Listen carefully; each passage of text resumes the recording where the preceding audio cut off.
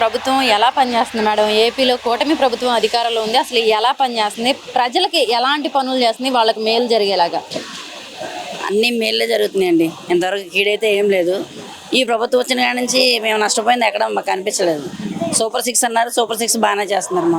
మాకు ఇబ్బంది ఏం లేదు మేడం. సూపర్ 6 అన్నారు, అందులో సగం అసలు ఇవ్వలేదని చెప్తున్నారు మేడం. సమస్తం అందనే మేడం. అది ప్రతిపక్ష నాయకులు పెట్టే పుల్లలు తప్పితే ఏం లేదు, మొత్తం అన్నీ వచ్చినాయి. అంటే ఆడవాళ్ళకి నెలకు 1500 ఇస్తామన్నారు, ఇవ్వలేదంటున్నారు. ఇంకా చాలా కొన్ని నిరుద్యోగ వృత్తి ఇస్తామన్నారు, ఇవ్వలేదు. ఏదో ఫ్రీ బస్సులు పెట్టేశారు, అవి కూడా సగం తగ్గించేశారు అంటున్నారు. అంటే ఇలా చాలా లోపాలు చూపిస్తున్నారు కదా మేడం. లేదు మేడం, అలాంటివి ఏం జరగలేదు. ఇప్పుడు మా ఇంట్లో 3 పిల్లలు ఉన్నారంటే 3 పిల్లలకి అమ్మఒడి పడుతుంది.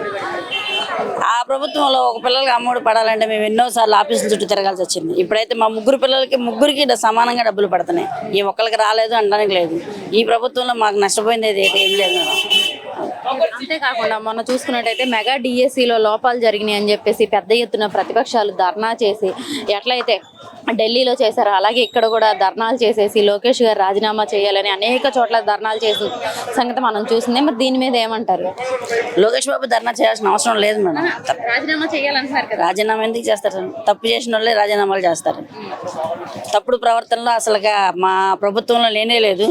ఈ ప్రభుత్వమే వచ్చి కానీ చూస్తున్నాం కదా మేడం. ఆడవాళ్ళకే కానీ మాకు ఇచ్చే గౌరవే కానీ, మేము వెళ్ళి కానీ పిలవంగానే మాకు తలుసుకుంటే తలగడ ఉండే ఉమ్మన్న కానీ మాకెప్పుడు కూడా అందుబాటులో ఉంది ప్రభుత్వం. కూటమి ప్రభుత్వం ఒకటే మేడం.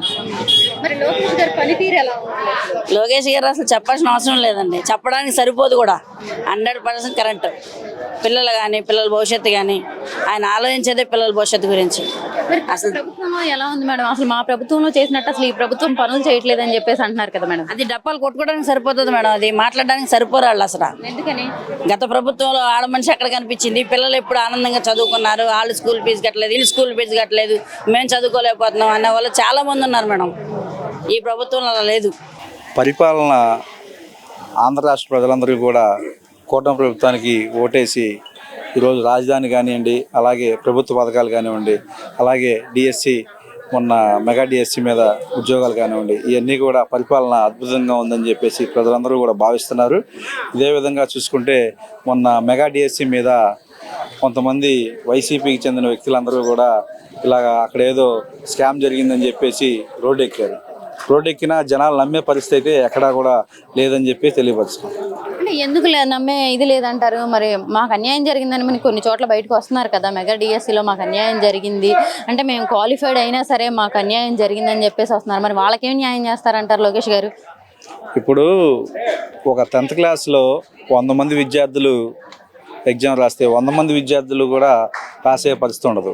వాళ్ళకి ఎవరైతే ఇప్పుడు నాకు 90 వచ్చింది నాకు రాలేదంటే కాదు, 99 వచ్చిన వాళ్ళు కూడా ఉంటారు. కాబట్టి వాళ్ళు మనకన్నా బెటర్ క్వాలిటీలో ఉన్నారు కాబట్టి వాళ్ళకి వచ్చిన ఉద్యోగాలు. కానీ 90 వచ్చి మార్కులు వచ్చినాయి నాకు రాలేదంటే వాళ్ళు వేస్ట్ అని కాదు, 99 వచ్చిన వాళ్ళు కూడా ఉన్నారు కాబట్టి వాళ్ళకి బెటర్ అని చెప్పేసి ఆ ఉద్యోగాలు ఇవ్వడం జరిగింది. అది పూర్తిగా కూడా ఎటువంటి స్కామ్ లేకుండా మంచిగా జరిగిందని మేము భావిస్తున్నాం. అంతేకాకుండా అసలు రాజీనామా చెయ్యాలి అన్న దాని మీద లోకేష్ గారు స్పందించారండి. ఎందుకు చేయాలండి రాజీనామా? రాజీనామా చేయాల్సిన ఇప్పుడు జగన్మోహన్ రెడ్డి ప్రతిదీ కూడా ఏదో ఒక ఇష్యూ చేద్దామన్న భావంలో ఉన్నాడు. ఎక్కడైతే ఒక చనిపోయారో ఆ శవాన్ని పక్కన పెట్టుకొని ఆ రకంగా రాజకీయం చేద్దాం. ఇదే విధంగా ఎక్కడైతే కుల రాజకీయాలు చిన్న విషయాల్లో కుల ప్రస్తావన తీసుకొచ్చి ఆ కులాన్ని వృద్ధి చేయడం. ఇదే విధంగా చూసుకుంటే మెగా డిఎస్సి కూడా ఈ విధంగానే రోడ్డు ఎక్కారు వాళ్ళు. ఇటువంటి అందరికీ కూడా మంచిగా జరిగిందని చెప్పేసి వాళ్ళు కూడా ప్రజలందరూ కూడా రోడ్డెక్కి ఈరోజు నారా లోకేష్ గారికి సంఘీభావంగా రోడ్డెక్కారు. రాజీనామా చేయాల్సిన పరిస్థితి ఏం లేదు. వాళ్ళు చాలా వాగుతూ ఉంటారు, అవన్నీ కూడా పట్టించుకోకుండా నారా లోకేష్ గారు ఆయన పని ఆయన చేసుకుంటూ కూటమి ప్రభుత్వం ఏ విధంగా ప్రజల్లోకి వెళ్ళాలని చెప్పి చూసుకుంటున్నారు.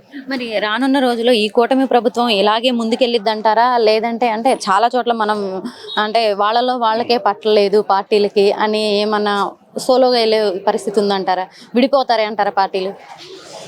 డైరెక్ట్గా పవన్ కళ్యాణ్ గారే 15 సంవత్సరాల దాకా కూటమి ప్రభుత్వంలో కలిసి ఉండాలి, కలిసి పనిచేయాలని చెప్పేసి జన సైనికులకి మెసేజ్ ఇవ్వడం జరిగింది. ఇదే విధంగా మా చంద్రబాబు నాయుడు గారు కానీ లోకేష్ గారు కూడా ఇదే విధంగా కార్యకర్తలందరూ కూడా జనసేన బీజేపీ వాళ్ళందరూ కూడా కలుపుకొని వెళ్ళాలని చెప్పేసి మాకు దిశానిర్దేశం చేశారు. మేము కలిసే కూటమి ప్రభుత్వం అందరూ కూడా కలిసే 3 పార్టీలు 15 సంవత్సరాలు పోటీ చేస్తుందని చెప్పేసి నాయకులు చెప్తున్నప్పుడు కార్యకర్తలు సర్దుకుంటాం. ఎటువంటి మా అందరికీ కూడా ఎటువంటి గొడవలు కానీ లేకపోతే ఎటువంటి ఇది కానీ ఏమీ లేదు. అందరూ కూడా కలిసిమెలిసిగా పోటీ చేస్తారు 15 సంవత్సరాలు చెప్పి తెలియవస్తుంది. ఈ టీడీపీ నాయకులు కానీ నేతలు కానీ ఎవరైతే ఉన్నారో జనసేన వాళ్ళని అసలు పట్టించుకోవట్లేదు, వాళ్ళని అవసరమైతే కొట్టేస్తున్నారు అనేది కూడా మనం అంటే చూస్తున్నాం. సోషల్ మీడియాలో కొన్ని చోట్ల చూస్తున్నాం, వాళ్ళు వీళ్ళు కొట్టుకోవడం కూడా. మరి దీనిపైన అసలు ఏమంటారు?